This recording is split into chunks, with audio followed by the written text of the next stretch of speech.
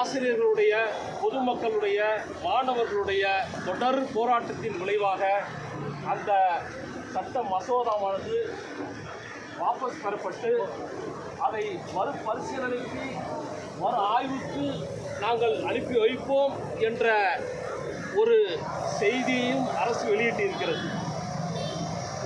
தனியார் பல்கலைக்கழக சட்டத்தை முழுமையாக திரும்ப பெற வேண்டும் என்ற ஒரு கோரிக்கையும் நாங்கள் இதன் மூலமாக வைக்கின்றோம். வெறும் வாபஸ் என்ற பெயரில் மறு ஆய்வு என்ற ஒரு அறிவிப்பை முற்றிலுமாக நீக்க வேண்டும். உடனடியாக அதை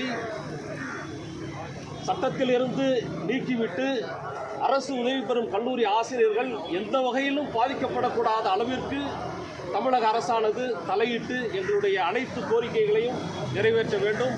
சேவியர் செல்வகுமார், பொதுச் செயலாளர், பல்கலைக்கழக ஆசிரியர் சங்கம்.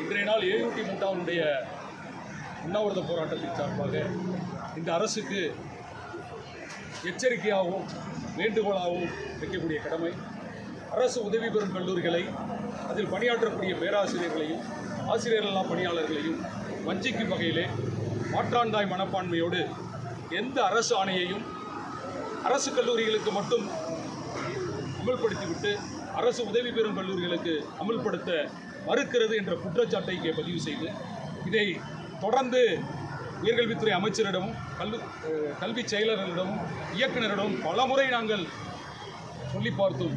இதுவரை எங்களுடைய கோரிக்கையை நிறைவேற்ற இந்த அரசு தவறி இருக்கிறது என்பதை பதிவு செய்து, உடனடியாக எங்களுடைய நியாயமான கோரிக்கைகளுக்கான CAS மற்றும் 10 கோரிக்கைகள், MPhil PhD இன்சென்டிவ், பேராசிரியர் பதவி என்ற ஒரு பதவியை கல்லூரி ஆசிரியர்களுக்கும் வழங்கலாம் என்ற GO5 கொடுக்கப்பட்ட அந்த ஆணையினையும் அமல்படுத்த வேண்டும். பல்கலைக்கழகத்தில் இருப்பது போல அரசு உதவி பெறும் கல்லூரியில் இருக்கிற ஆசிரியர்களுக்கும் பேராசிரியர் பதவியை வழங்க வேண்டும் என்று கேட்டு கடந்த 4 வருடங்களாக தொடர்ந்து போராடி கொண்டிருக்கிறோம்.